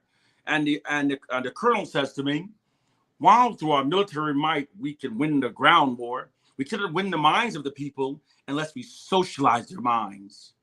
This is what they said. So this isn't ancient times. This is modern times. Look at my age. Look at my face. I was there. So what they said. So they said we have to socialize their minds. And so here's what they did. They said they took control of all the information. We put Iraqi speaking reporters on their television. We put Iraqi American writers to write their newspapers. We even went as far as rewrite their history books, their textbooks, and we had it flown in from the U.S. and brought to Iraq. And when the U.S. government's question on why was this done, the words from the official words were, we were doing so to remove all mentions of Saddam Hussein. No, we did this because we was revisiting history. So we would give them a version of our, instead of invading, we were writing it as liberators. And then we started feeding them information to think in ways that served the white society. Now, during that time, there were these Iraqis who were rebellious and would retaliate, but you keep feeding them misinformation. After a while, those Iraqis who know they're being lied to, they eventually dies off. But the children, the new ones coming up, the new generation, being merged into the propaganda. The propaganda is all around them. They began functioning based upon those propaganda. We Africans, we function based upon false propaganda. If a man is born in a world of lies, where his parents believe those lies, and everyone around him believes those lies become his truth. They become his reality. And he will fight against anyone who shows him anything contrary to those lies. And that's what's happened to our people. It's a struggle. It's a struggle. And I'm not going to say that a daunting task, but we must overcome it. There's no fight more pressing, no fight more important for Africa than this one, because this is the one how they mentally enslave our minds. We must understand this. We must understand this and start liberating our minds. Okay. Ashay, absolutely, absolutely. Family in the audience, do you want to interact with us at this stage? Do you have any comments, any questions for our brother? Brother Franklyn, there's been lots of comments in the chat, and I know they're having like conversations based, you're triggering a lot of thoughts for them. If you see anything that you want to pick up on, that you want to comment on, then please do go ahead. Earlier I saw something when I made a comment about biblical fairy tale. I saw something, I meant to get back to it, but now it's gone down. But I want to mention it. I triggered someone when I used the term biblical fairy tale. Don't dispute facts you don't understand, for lies you've been misled to believe. Okay? I'm asking you, don't believe me. I'm asking you to critically think. It's not a crime yet. Let's think based upon facts. Let's think based upon reality. Let's think based upon facts and reality, please. Now, I can say that when the white enslavers converted Africans into their religion, it had absolutely nothing to do with saving the souls of Africans so that Africans may join them in heaven in the afterlife. This is an absolute fact. I can say this with 100% certainty. How so? Because it is a fact that the early white enslavers believed that Africans had no souls, and they believed that heaven was for whites only. So quite naturally, when they converted us to Christian, it had nothing to do with saving our souls, because given that they believed we had no souls and the heaven was for whites only. The true reason it was done was to indoctrinate the belief of a white God into our subconscious minds. When we are made to believe that God, the highest being in the universe, is white, and we are taught to put no one before God, we don't put not your children, not your husband, not your wife, not your parents, no one before God, and he's white. This creates an adoration towards whiteness within the subconscious minds of Black people. This adoration towards whiteness is then transposed onto white people. This happens without Black people even realizing it. It makes us more subservient towards whites. That's why they converted us into Christians. Now, there are those who still say, no, they took the Bible and they flipped it around, but it's the true word of God. The people here are the facts. The people who wrote the Bible engaged in massive orgies, pedophilia, incest, and death sports. And they continued these actions before, after, and during writing the Bible. Wake up. Here's more. The person in charge of the Bible, the person in charge was Emperor Constantine. He said what goes into the Bible and what stays out. It was Emperor Constantine who added Jesus to the Bible. Read and study the Nicene Creed. Now here's the deal, though. Now, Emperor Constantine oversaw the writing of the Bible. He was the one who added Jesus to the Bible. On his deathbed, he refused to convert into a Christian. The man who was in charge of the Bible, who added Jesus to the Bible, refused to accept Jesus as Lord and Savior. Refused. After he died, they announced him a Christian. Okay, they said, you're now a Christian, which goes against the doctrine, because the doctrine said you have to accept Christ before dying. It is a bunch of lies. And the saddest part about our people is many of our people goes from their cradles to their grave believing the white man's lies. So therefore, live their entire lives being mentally enslaved by the white man. Therefore, they live their entire life being the white man's fool. And they fight against those of us who try to free their minds. That's our reality. Not complaining, stating a fact. Those black people who don't think never notices their mental chains. We have to wake up. The biblical nonsense from the sick period. Amen. I told absolutely, absolutely. Now, I mean, just think. I mean, to believe in the Bible, here's what you have to believe. You have to believe the people that has proven themselves as being the most ungodliest people we've ever encountered. Those that brutalized our people throughout history, and those that brutally forced the Bible onto us. The Bible was beaten into the blood-soaked minds of our ancestors by their ungodly enslavers and colonizers. And these enslavers and colonizers also raped them, maimed them, tortured them, castrated them. And when they raped them, they raped men, women, and children. Okay? Now, but we're saying when they gave us the Bible, this is the word of God. You have to be, your brain has to be turned off to buy into that. Because the circumstances of how the Bible was introduced to Africans totally disqualifies the Bible from being the true words of God. An infallible God does not introduce himself in that manner. The fact that the Bible endorses slavery also confirms that disqualifies from being the true words of God. But so many of our people are so brainwashed that they don't want to hear truth. They don't want to hear reason. They don't look at facts. They don't critically think. To try to teach someone, try to wake up someone who ignores facts, refuses to critically think, can be as difficult as trying to feed medicine to the dead. That's our reality. That's our reality. Now, to those of you who are woke and your own friends put you down, your own parents talk about you, I know it can be sad. But be strong, because you are not alone. A lion don't care what a sheep think. So don't you let yourself break down because of blind sheep. You are a lion. Stay the awakened lion. And when the ancestors give you this knowledge, share it, teach it. And don't worry about those who you can't reach. Don't worry about those who gets angry at you. And it breaks your heart when those you love choose to stay mentally enslaved. But it's like this. Sometimes a fruit falls from a tree, and it falls so hard, hit the ground and rolls so far away from its roots that the hard fall, the hard impact, and the long journey totally changes the fruit. And there's nothing you can do to return that fruit back to the tree. There's nothing you can do to return that fruit back to its roots. It is no longer, it is forever severed. Some of our people are that way. Some of our people will never return. So don't hurt your head over it. Just speak the truth. Spread the truth. And those those of your tribe, those who are awakened, will gravitate towards you, and we will continue to grow, continue to teach the truth, spread the truth. We are amazing, those of us who are awoke. Go ahead. I'm sorry. No, don't be sorry at all. No, we want to hear. We want to hear from you. That's why, you're here, so that we can have the privilege of learning, so much from you. So, Son of God says, Black people had towns and cities that they built anciently and was taken over by the white people. But how do we know that that is all true? Okay.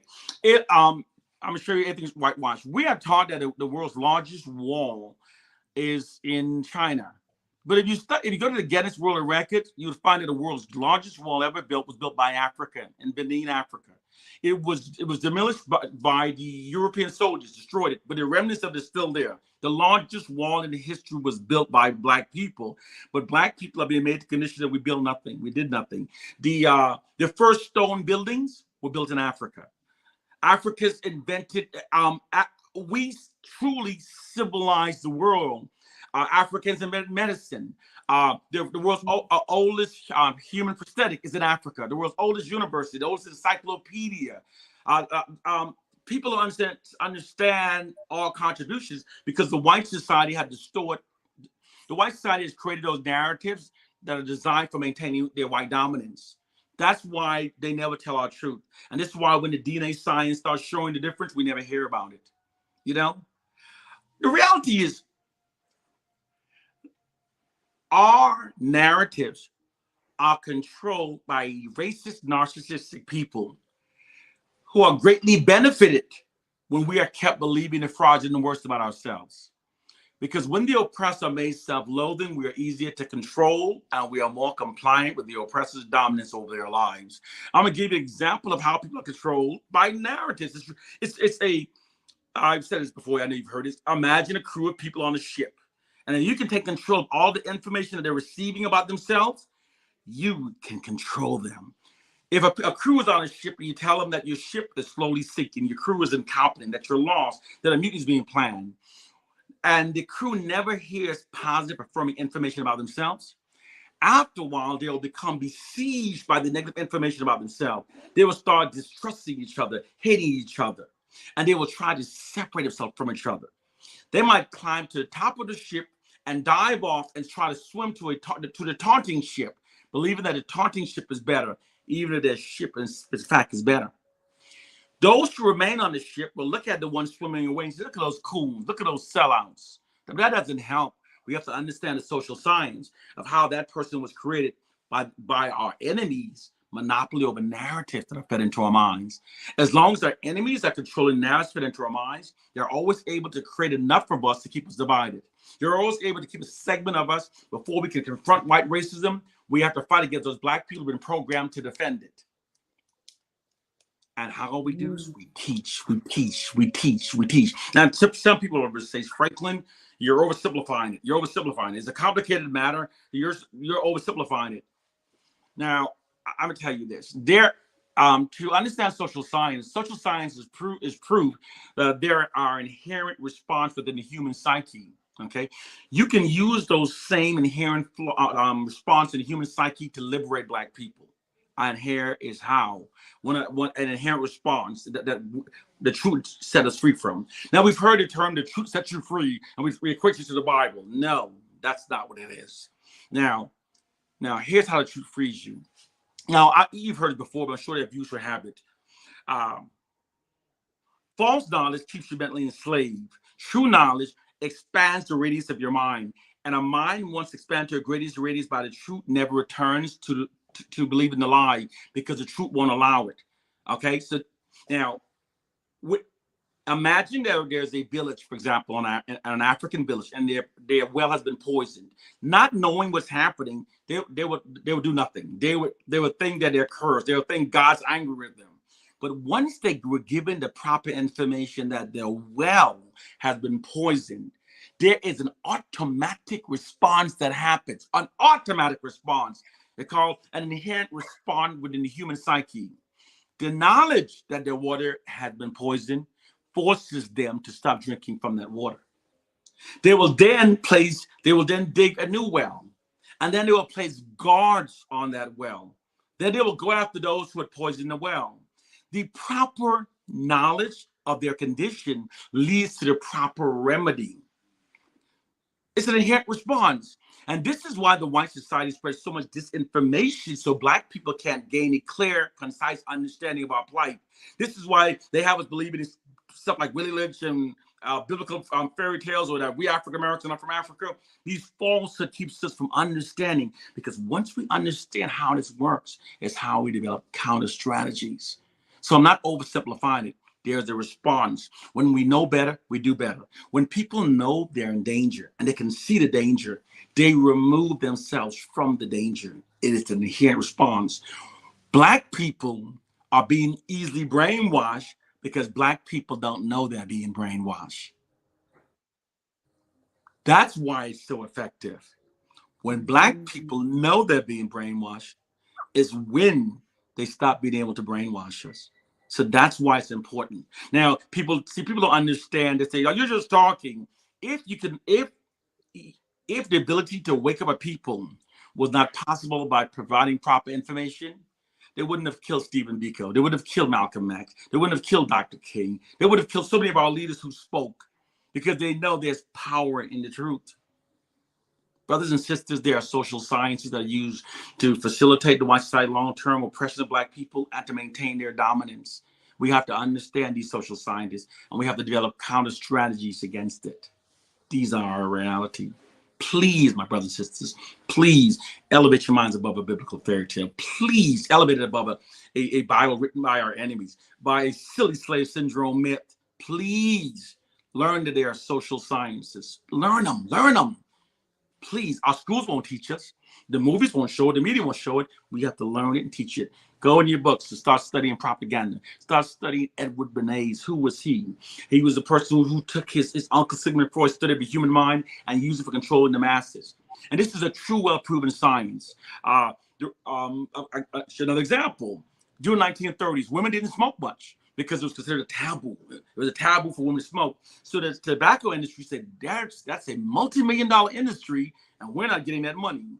So they hired Edward Bernays to do a propaganda campaign to get women to smoke. So I'm sure this stuff is real. So he looked at the women's condition. Women felt oppressed. And women felt oppressed because by men, subjugated by men. So he created the campaign with women smoking a cigarette, a torch of freedom. Baby, we've come a long way. We are equal to a man. And some even equate subconsciously smoking the cigarette has been smoking a man's penis, burning it. All these things were embedded. And women said, wow, it's empowerment. Let's go out there and start smoking. Now, as a result, millions of women had cancer. You can control people by the narratives they receive. For example, men control the porn industry. Men control the world. And by conditioning women to believe that being promiscuous is actually liberation, is equality, now we have women just passing themselves around because they bought into the narrative that sleeping around is liberation, is equality. People function based upon a narrative that they accept. It's a social science. It is the real matrix. Thank you so much. I'm just posting, some of the comments up as we go. Thank you to everybody in the chat, that's contributing to this evening's show by, putting your comments in the chat. So this one is: the greatest weapon in the hands of the oppressor is the minds of the oppressed. And I remember in one of the shows that was done by our brother Leader Bandaka, he actually broke down for us the weapon, and he was saying, and you were in the military, so you can tell us about all of the weapons and armory that the US, for example, have at their disposal when they go to war. All the bombs and the aircrafts and the submarines and all the different types of rifles and the training. But this says that the greatest weapon of them all, they've got the nuclear bomb and everything, but the greatest weapon in the hands of the oppressor is the minds of the oppressed. Because, those mindless oppressed, whose mind is in the hands of the oppressor, can turn and become the enemy in their own camp because they're out of their right mind. Wow, this is powerful stuff that, you are teaching us today. And as you said, we've got to teach, because, once we start to understand all of this and what is happening to us, we can begin to start picking it apart and rising above it. So, family in the chat, I hope you're getting as much out of this as I am. And it certainly looks as though you are. There's lots of communication going on. My brother, have you seen anything in the chat that you'd like to comment on? Yes, I would like to expand on the greatest weapon in the hands of the oppressors is the minds of the oppressed, what you just said. I totally agree. There's also in the art of war, it says the most effective way to the art of war, the ideal art of war, is to subduing the enemy without him even realizing it. And that's what the white society has done. He's developed a way to subdue Black people without Black people even realizing it. When the blatant methods used for subjugating Black people resulted unprecedented unified Black protests and became no longer socially acceptable, with modern times, the white society did not abandon its method of developing tactics to subjugate Black people. They merely developed methods that are not easily recognized by Black people. They developed methods that allow them to maintain their dominance without Black people revolting. They develop a method that allows them to control us while having us believe that it's we that are our own worst enemies. I mean, even I'm sure even the conditions, even in the UK, I'm sure you see those reports that tells you that Blacks in the UK are killing each other at the highest rates. Yes, everywhere. Yeah. Yes, everywhere where there's whites and Blacks, we're always being told that we're killing each other at the highest rates. That's designed. That's a propaganda campaign. Think about it. They're not doing that because they care about you. Oh, we kill the Blacks are killing themselves. No. When you keep hearing the narrative that we kill ourselves at the highest rate, when you keep hearing it, it then shifts your minds to believe we are our worst enemies. Now, as a result of that, we have people walking around and they see another Black person, they're more afraid. When they see a white person, they're relieved. Given our history is shocking, isn't it? When you keep hearing the propaganda saying Black people kill each other at the highest rate, and it's how they shape our minds through repetition, and and it turns us against ourselves. Our people have been socialized and don't know it, But I'm not noticed. I don't feel defeated. When so often when we have this type of program, Black people come together and they're speaking from a position of defeated, frustrated. I'm not frustrated at my condition. You're seeing as my passion is trying to wake my people up, because the knowledge of what's happening, what has it done to me? I love my people. I love my people. And I go through life with this positive view of my people, and I have these positive feedbacks every day, everywhere I go. When you're programmed, don't think the worst, you only knows the worst. But no, I get love from my people all the time. I show the love, I get the love back. I love Black people. I love Black people. And if I could die and come back, if I can't come back Black, I don't want to come back. I should still be. And how did this be? Because I know the truth. I know the truth.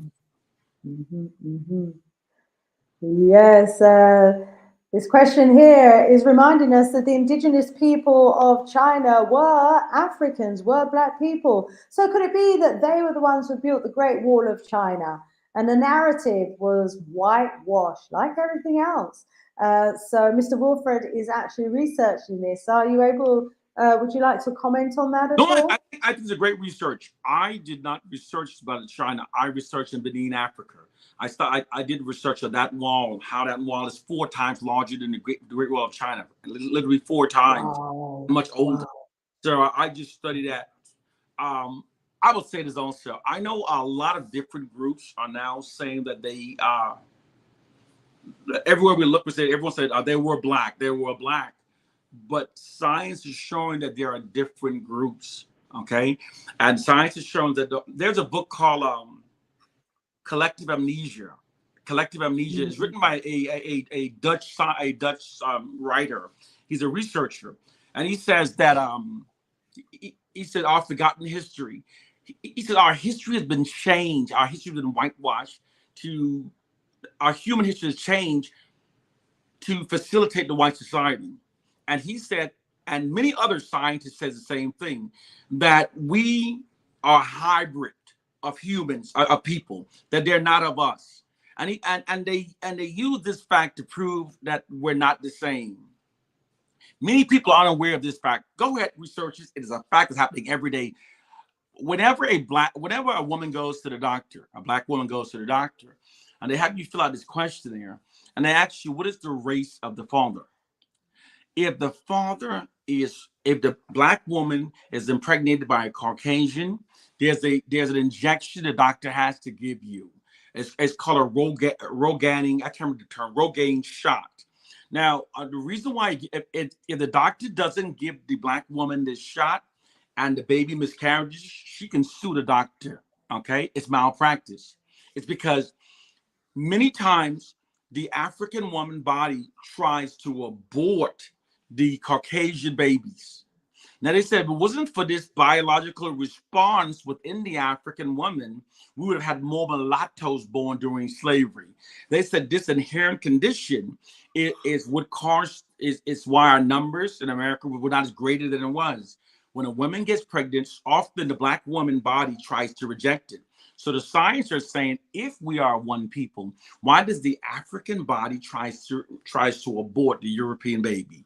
And they said this, and science suggests that this is connected to the fact, which DNA analysis has now shown us, that Caucasians are not African albinos, but they are instead Neanderthals, primates. Now, if you listen to the story of how the white man muddy that stories up, here he tells you.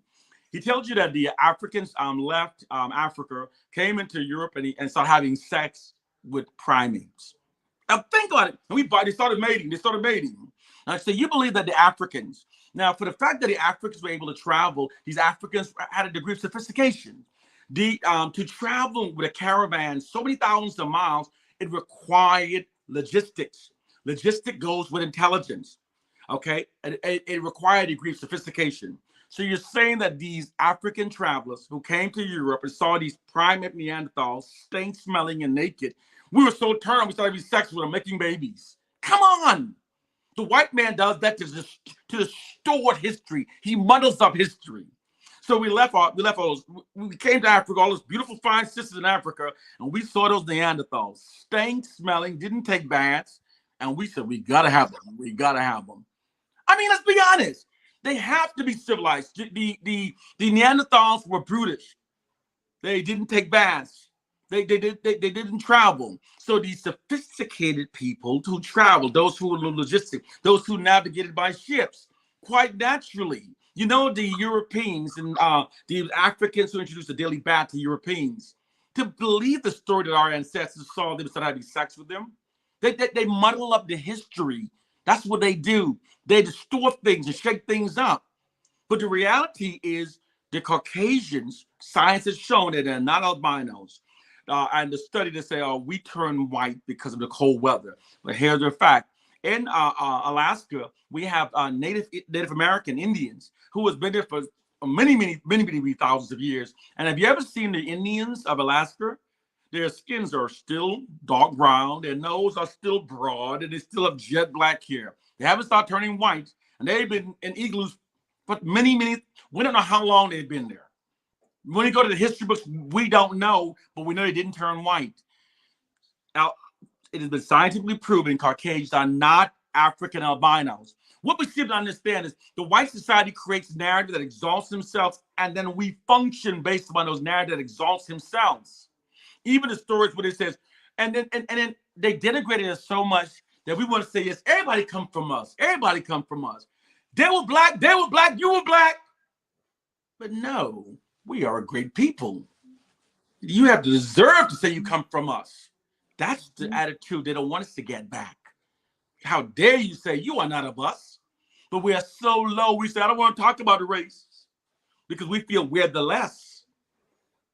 It's always about race, and I'm proud to say we're not the same. I'm proud to say we're not one of them. But everyone to claim. But when you look at the science, and what's amazing, these aren't just black people. These are white scientists who push this information, who do their research, and they show it also.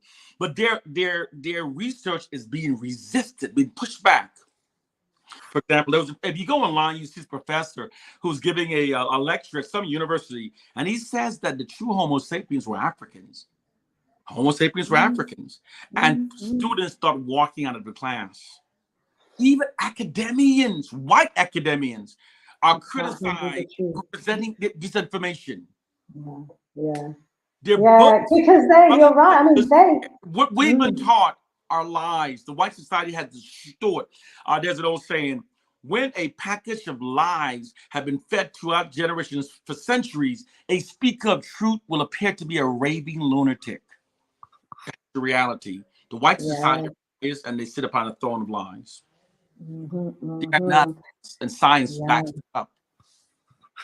I just want to go back to the comment that you made about the whites getting up and walking out the class when they started hearing the truth. You know, they've been indoctrinated and lied to as well. they've been lied into believing that they are greater than, more than, and that you Yes. know we are the inferior ones, and so they've internalized all of that indoctrination as well, Yes. and are acting it out accordingly in whatever capacity, wherever they find themselves, whatever job they have within the system, they're exercising, that false narrative of them being superior.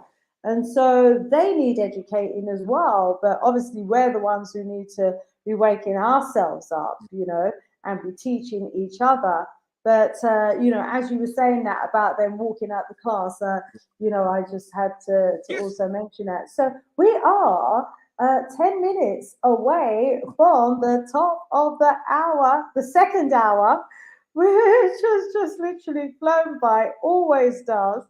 But again, let me leave you to conclude. You can pick up if you want on anything oops that's in the chat, or you can use the last few minutes to kind of summarize Okay. the key messages that you want to leave with us, and also very importantly, what our strategy must be. I know you've said it already Yes. about teaching us and waking everybody up, but let's hear it from you, please, as you summarize today's presentation for us. Before I go into, yes, I totally agree. Thank you. I'll do that. Thank you very much. I met a white lady some years ago. She works at the Cairo Museum in Egypt, and she said while she was there, she would notice they would put all of the obviously black pharaohs hidden. She would keep them deliberately hidden, and so she said she started talking to the other whites, and they said, why do we hide the black pharaohs, the obviously black ones? And she said she was called by the curators, the whites there, that she was a race traitor. She said the whites called her a race traitor because she said, why are you hiding? See, there's a deliberate attempt to keep the white Mhm, society's false narratives, because those mhm, false narratives creates perceptions in our society that maintains their dominance. And that's why they fight. The white society sits upon a throne of lies, so they want to keep those lies in place. mhm, Now, I said earlier, teach, teach, learn the truth. I understand that a lot of time, we have life, we have children. We say, where do we research? Where do we find all this stuff? Especially when the white man has a monopoly on books. He has a monopoly on everything. Okay. For the last 30 years, I've been researching psychological warfare. I've been researching. So I put the information together and I put many out, and then I send you on reference where you can find, where you confirm it. So I'd like you to visit my page and listen here. I'm not some guy trying to sell my books. You don't have to buy my books. If I was trying to sell my books, I'd be the worst businessman in history because I put out free information. Okay, so when I'm sending you to the pages, I'm just sending you to order my books. There, if you want to support, you don't have to. I want you to get the information. Okay, my page is www.theblackpeoplesmatrix.com. Read the information, cut and paste the information, take it, share it, learn it. I have a page called the Black Matrix Reloaded on Facebook. Now say why on Facebook? Because I have many articles, and I put it there for you to take the information and share it. It's yours. Take it and share it, learn it, read it, understand it. I show you where I reference where you can find the information. It's all there for free. Take it, learn it. It's the only way to emancipate your minds. It's to understand the systems, and we cannot overcome a system unless we understand it. I'm asking you to go to the Black Matrix Reloaded on Facebook and get those articles, get the information, share it. They're shadow banning me pretty strong, pretty heavily online. I was followed by 200,000 people that shut it down, and my new page is stumbling because it's just sitting there, not many shares. And I'm not trying to get shares. I want you to just come, copy and paste the information, get the information, and share it among you. Tell your family. We have to share the information because we have to wake up our people. We have to. absolutely. Yeah. If I could just quickly comment on, what you've just said there about your page, the original page having over 200,000, and this one, kind of just straddling and standing where it is. You know, it goes back to what we was talking about them controlling, you Mhm. know, the media, controlling the Yeah, narrative. They've been doing that to my channel as well for the yeah, last 2 years. You know, when I come out of my shows, every strong, I go behind stage on the analytics. So it's saying we've got 117 live views at the moment. But when I go behind and look at the analytics, it's going to show that there's another 100 or two that yeah, were not, you know, that were watching this show at the time that we're broadcasting, but it's not coming up on here. yeah, Same with my number of subscribers, same with my number of views. You know, yes. they are control freaks. And so, really, it's intended, I think, to just maybe frustrate my efforts. They think, It oh, you is. know, if she thinks nobody's watching or Yeah, nobody's plugged you'll in, stop. she'll just give up and go away and she'll just stop. But little do they know, it's not about the numbers. It's not about, you know, getting the hits. It's really about getting that message across. And Yes. I know that we are reaching our people because everywhere I go, people are commenting about my shows and the education that they're getting from it, the news, the reviews, the That's guests. People fantastic. are always commenting. So and far and wide. And so that tells me that our people are getting the message, Mhm. you know, and so we need to keep on doing. So yeah, they're going to artificially oppress your true Yes. statistics, our true statistics. Always. It's Always. in their nature. It's That's what they are Yeah, about. it's You who they know, are. deception, lies. Yeah, yeah, and you know they know the arts of war and they are using it to their advantage. Wow, wow, wow. It was another very powerful, powerful presentation from you, Brother Franklyn Jones. You packed so much information in those last in those 2 hours. So much learning. I was making a lot of notes as I do, you know, as you was talking, and I'll be sharing the learning with my listeners on my YouTube channel. Sorry, on my radio show as I do. I mean, I can see Brother Geb, who's a regular listener of my radio shows here, and I can also see Brother Kwame, and they know, you know, and they are all echoing, you know, your works, Brother Franklyn Jones, about the importance for us as a people to take back control of our mind, because once we are in our right mind, once we, you know, today we was talking about our different senses and how, you know, to use our senses to process information so that we can think more critically and have, you know, a greater understanding of the decisions that we're making, and not just, you know, kind of functioning like parrots, just Yes. regurgitating everything Very that we're good. told. Yes. Yeah, yeah. So there's such a great works to be done. But you know, I want to thank you so much. I want to thank your mum as well. You know, for allowing us I'm to sorry. take I'm you sorry about that. away. Oh no, that's okay. You know, she's allowed you to broadcast, you know, here, and you know, she's keeping herself out of the way. We thank her, you know, that we'd love to have met her. You know, tell her that we love her. We love her so much for bringing you into the world, for Thank you. bringing you, you know, to us. We love her so much. You know, she has birthed you, and your works is just so needed during this time. You are awakening a nation. You are opening our eyes. And so, family, our job is to take this information back to our family and friends and teach, you know, because each one teach one, and it takes each one to reach one. But Yes. let me just give you the final minute or two, my brother, for any final remarks that you want to leave with us today. I just want to say, send me the link of this when we're finished. I want to put this on my page. I have 5,000 friends on my personal page. I'm going to put it on my personal page, and I'm going to put Thank it on you. my new Black Matrix, which has 20,000 followers. Wow. Give me that Thank links. I'll you. just put them up there because I want people to see this, which you know, where they can tune in often, because I believe your Yeah. content is powerful. Your content is Thank you. relevant. Um, this type of information that we're talking about will never be given a national platform in the white man's Nope. media. Never. Nope. So Never. we have to spread it. We have to work with each other spreading it. Those who are watching Yeah. it or Yeah. listening, please share this video. Share the video repeatedly over and over. Please share the video. Get the information out. We have to. Yeah, let's change the mindset. Thank you so, so much, Brother Franklyn Jones. Thank you to everyone in the audience who has stayed with us throughout the evening today or the day, depending on where you are in the world. And yeah, do join us next strong. We've got another powerful presentation lined up for you.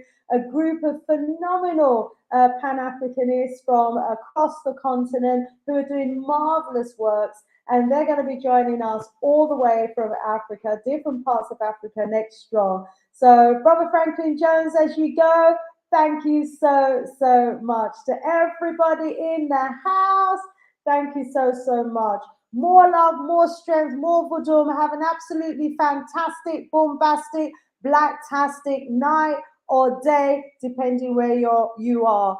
Sister Shanice out of here for now. Thank you, family. Spread the love, share the information. More love, more strength. Sister Shanice out of here for now.